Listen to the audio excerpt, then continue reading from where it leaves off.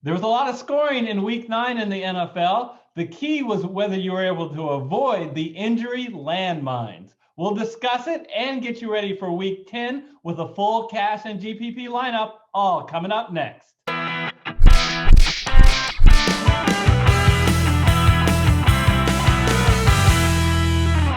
Hello, everyone. I'm Eric Lee. And I'm Michael Kurtzman, and we are the Fantasy Football Consultants. And boy, Eric, last week we were hitting on all cylinders. Our lineup did very well, and some notable players from it were Drew Lock with 33 points, Dalvin Cook with 42 points, and Stephon Diggs with 24 points. What was so impressive about this lineup is we did it despite the fact that Justin Jackson literally on the first play of the game, he didn't even have the ball, got hit low, got hurt. He struggled to play a couple more snaps, and he goes out of the game. 0 points. I guess he heads here as a big dud. Yeah, and the other notable duds were the Cardinals defense with 2 points. Tua just had a field day against them. More on that later. And Chase Edmonds with 12 points.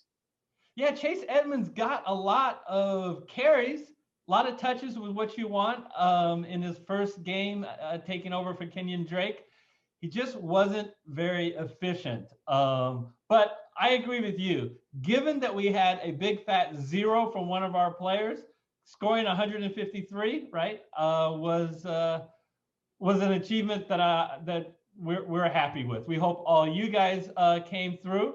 We're not happy with what happened to our GPP lineup, which only scored 108 points. But basically, take out the knife to our GPP lineup with our 2 running backs.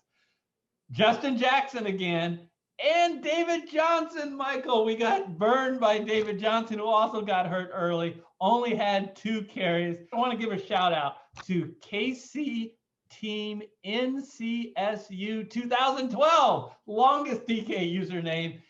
In our practice contest for week 9, our qualifying contest, he finished number 1. Only bad news is it was practice. Now it's for real, Michael. Are you ready to take on our fellow opponents, our fellow qualifying FFC subscribers this week? Well, yeah. I mean, I've been looking forward to this the entire year, to go mono and mono with some of our hardcore fans. It should be pretty fun. Yeah. All right, let's get into the studio and week 10's cash and GPP lineups. All right, we are going to prepare our cash lineup. And we're going to start at running back, and it is all about the Carolina Panthers. It's so sad to see Christian McCaffrey, after being out for so long, Michael, he now has officially a doubtful tag. So he is probably not going to play. And look at this.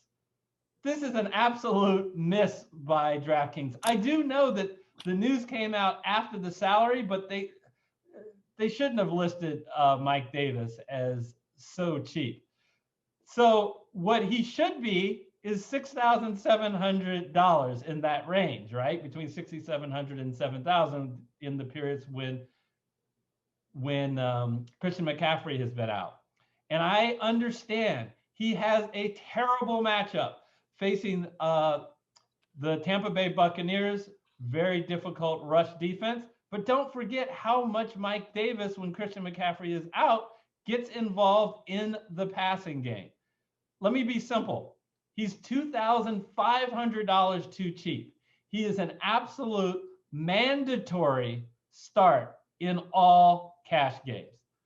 This is assuming that Christian McCaffrey doesn't make an unbelievable recovery, which doesn't look like he will since he's listed as doubtful. So, Michael, I just started our lineup with a huge savings and a huge talent. I expect Mike Davis. What do you think his ownership will be this week, Michael, about Mike? Well, I expect Mike Davis in DraftKings ownership. I expect at least 75% of the people to pick him, if not upwards of 80. Yeah. Because for the $4,000 price and just how much he gets involved in the offense, not to mention he's also at home, makes things for just that ridiculously low $4,000 price just makes things hard to pass up. Yeah. And a lot of times when you get a free square running back, you ask yourself, will he get all the workload? We have 6-7 games of evidence that he will. So enough about Mike Davis. Obvious pick for cash games. It allows us to spend money at the other spot, and I'm going to spend it on Aaron Jones. Simply put, he checks all the boxes, literally all the boxes. He is a home. He's a favorite, but not just any kind of favorite, Michael. He's a 2-touchdown favorite. So game script should be that Green Bay will get way ahead and they'll rely on the run. You love the fact that he gets consistent touches, often 20 touches per game. Should be even more in this game script. And he gets involved in the passing game, and he's the goal line back, and he faces a rush defense and overall defense of Jacksonville, which is, I'll be nice and just say it's poor.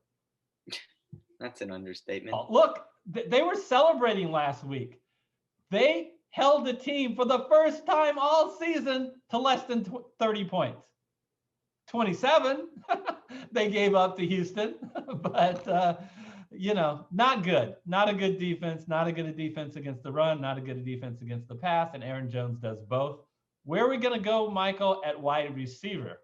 Well, at wide receiver number 1, I'm going to go for the same price of Aaron Jones, Keenan Allen for $7,100. Now, he's averaging a whopping 12 targets a game for 8.5 catches, and the Dolphins have the 24th worst pass defense.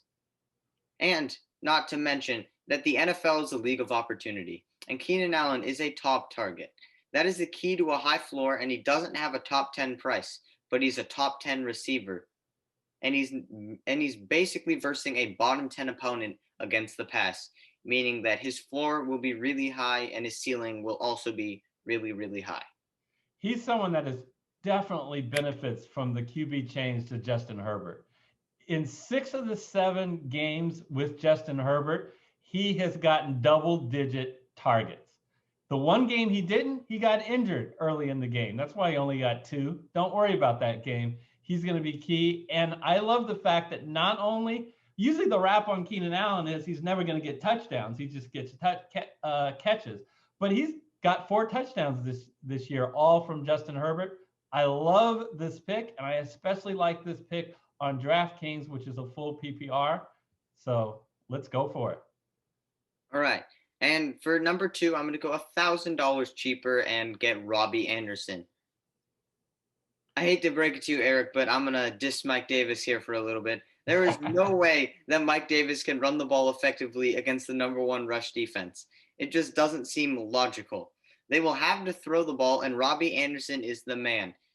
He is Teddy Bridgewater's favorite target and is averaging a nice 9 targets a game with 7 catches. DraftKings is a full PPR lineup, and frankly, Robbie Anderson since the Panthers are going to be forced to pass, frankly, Robbie Anderson is a very good pick. I don't mind you dissing my guy. It's like dissing a good used car. Hey, I got it for only $4,000, so I'm A-okay with that. Another guy, and because we spent only the $4,000, I think that our 3 receivers, they all have a couple things in common. They all are number 1 wide receivers in good matchups. And there's no better number 1 wide receiver in a better matchup this week, I think, than Cooper KUPP. Oh boy, Michael. Listen, here's the deal with the Seahawks, in case you haven't gotten the memo. They do a reasonably good job against the run. They really do. But they do not put pressure on the quarterback, and they do not cover the wide receivers well at all. That's why they're ranked dead last against not only wide receivers, but also just dead last in general against the pass.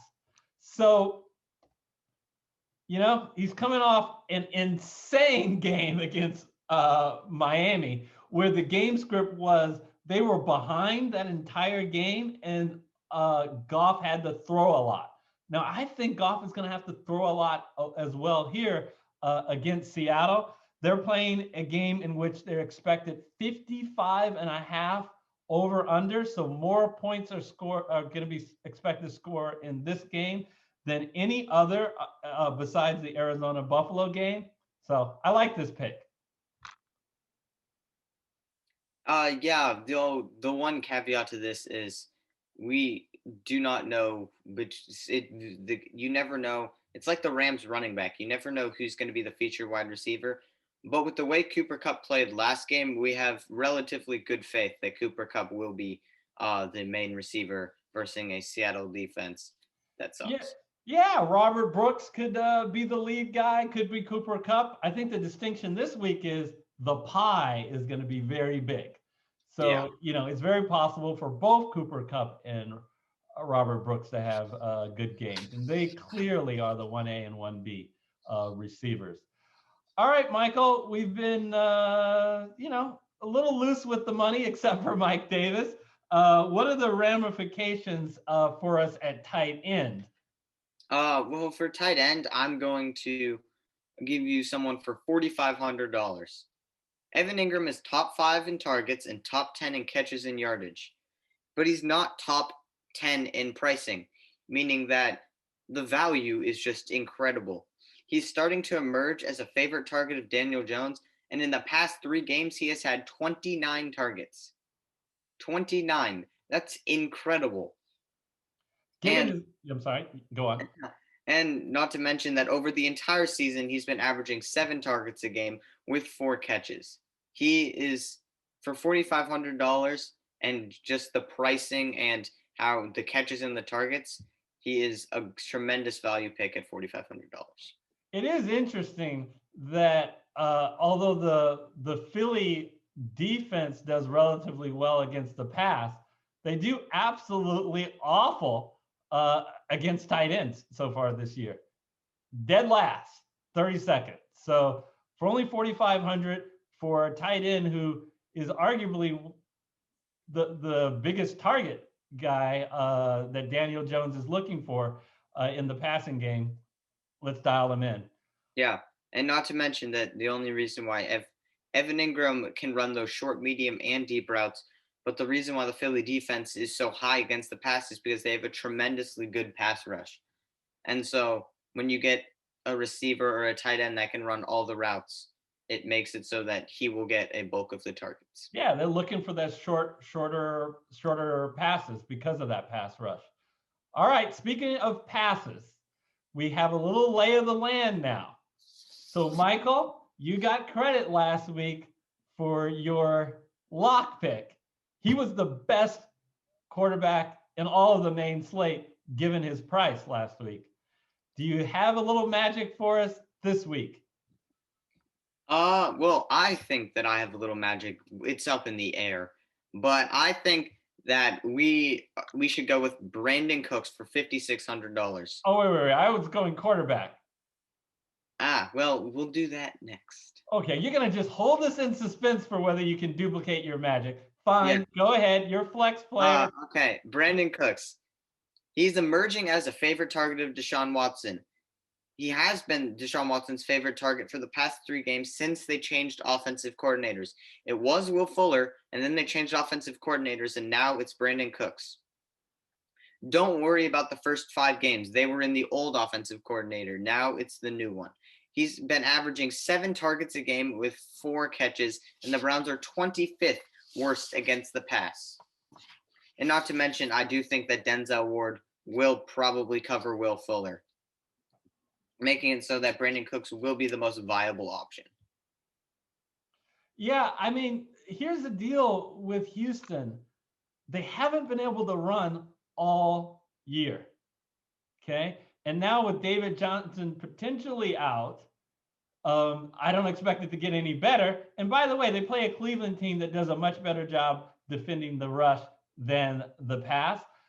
The success that Houston is going to have this game is going to come in the air. And I really like the option for Brandin Cooks. And you get a major discount on DraftKings over Will Fuller. So excellent pick, Michael. Now, stop putting us in suspense.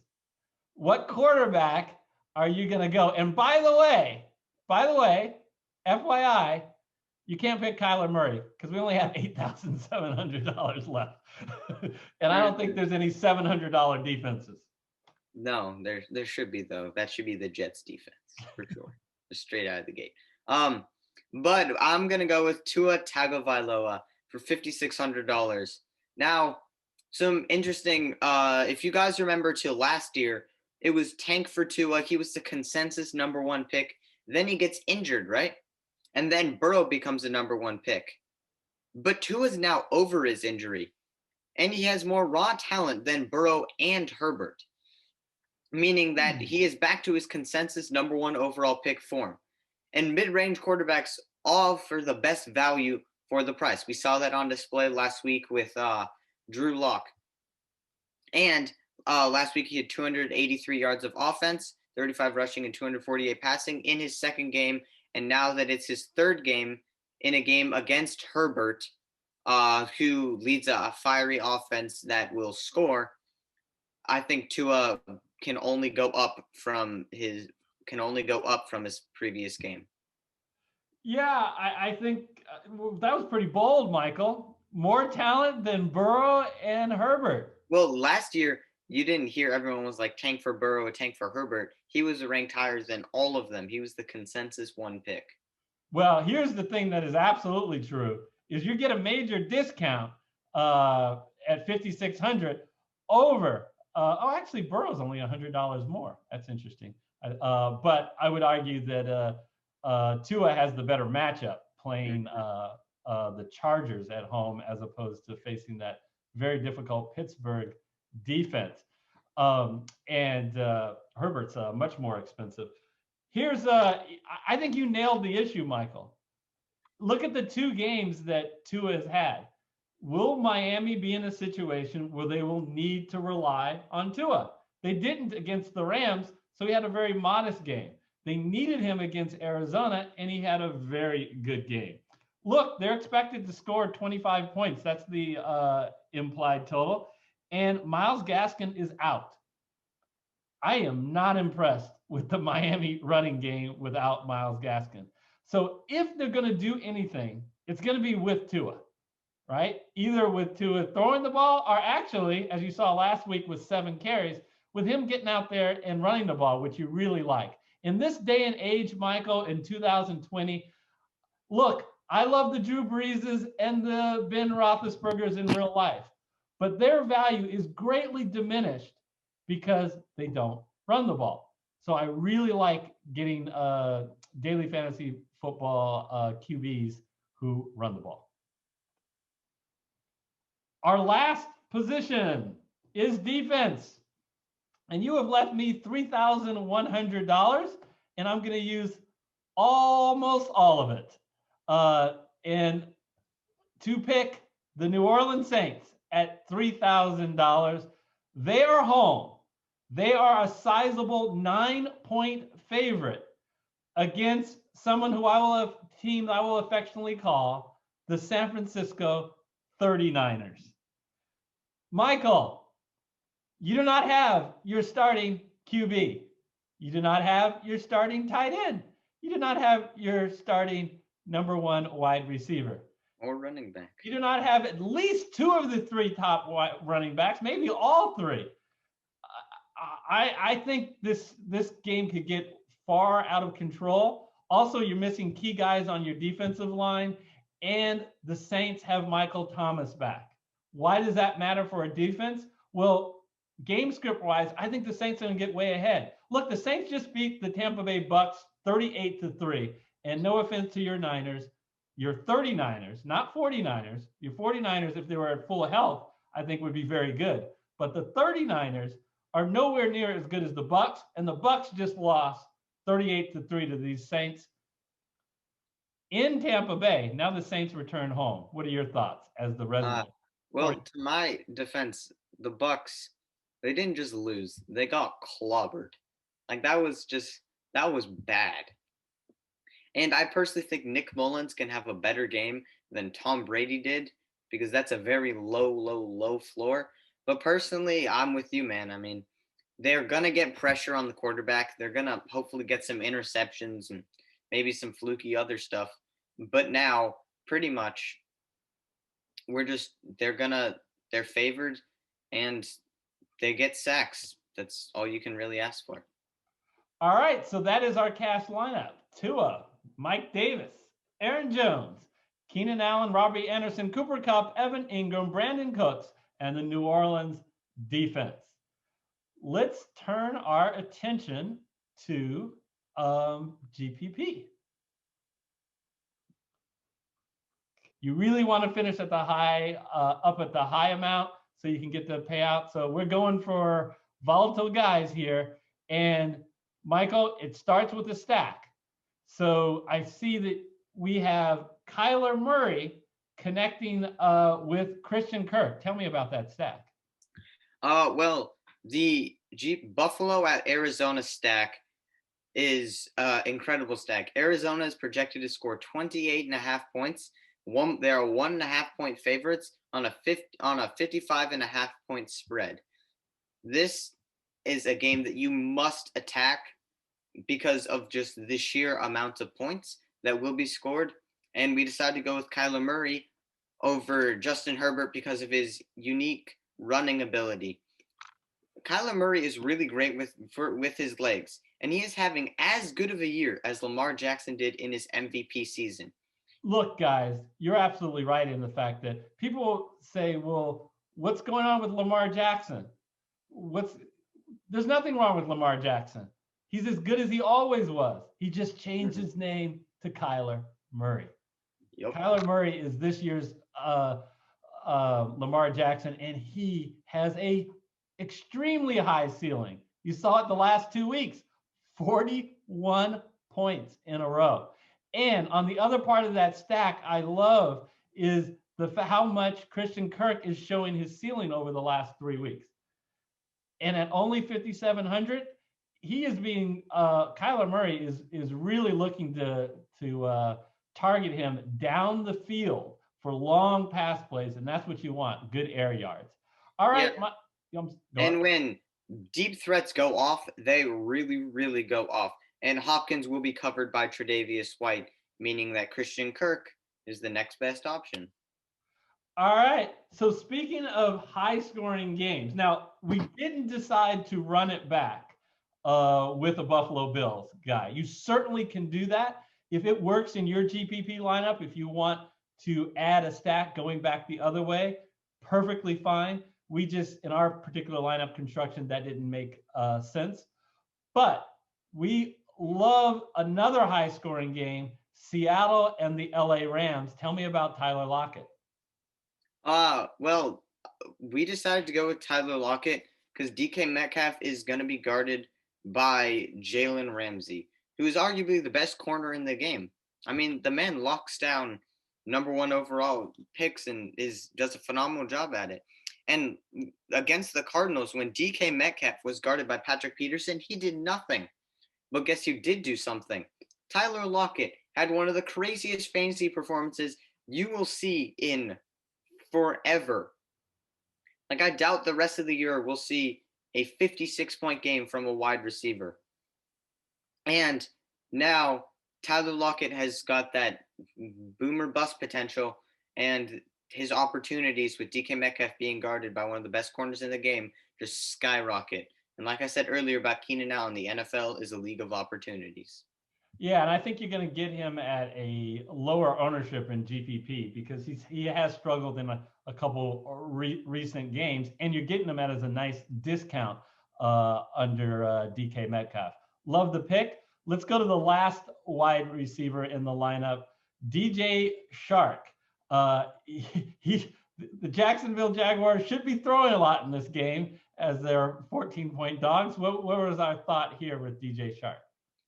Well, like you said, Green Bay is going to demolish Jacksonville, meaning that Jacksonville will have to pass. And DJ CHARK has shown some boomer bust potential and some promise. Like last week against Houston, 30.5 fantasy points. chances. I think DJ Shark benefits from the switch to Luton. Luton has a over from Minshew to Luton at QB. Luton has quite an arm, and he hit DJ Shark for a deep pass last week. Let's hope it happens again this week.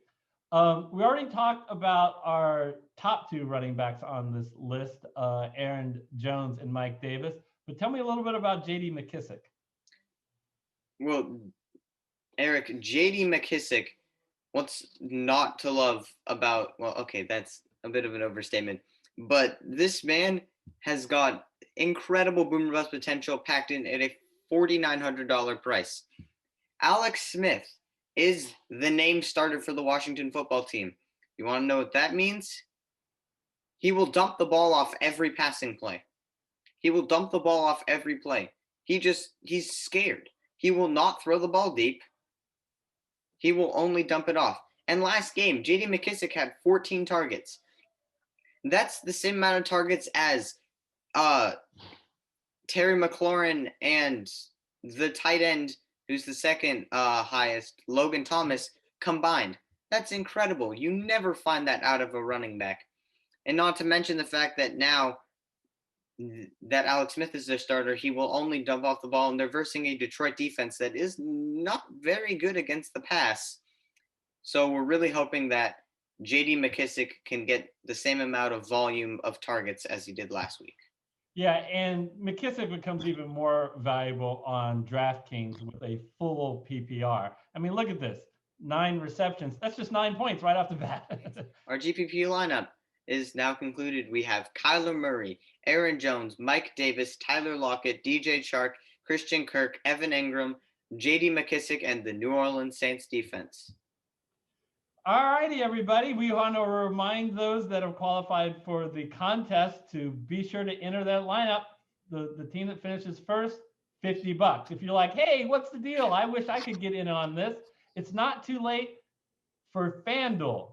Check out our FanDuel video. I'll throw that video up on the screen once it's available. It gives you all the details to qualify for that contest where the prize pool like this one is $100. Michael, it's amazing how fast this season has gone. It's been a lot of fun to do it with you, and I really appreciate everybody out there who's been watching our content and supporting our show. Until we see you next week when we preview, if you can you believe it, Week 11, take care, be safe, and we'll see you next time.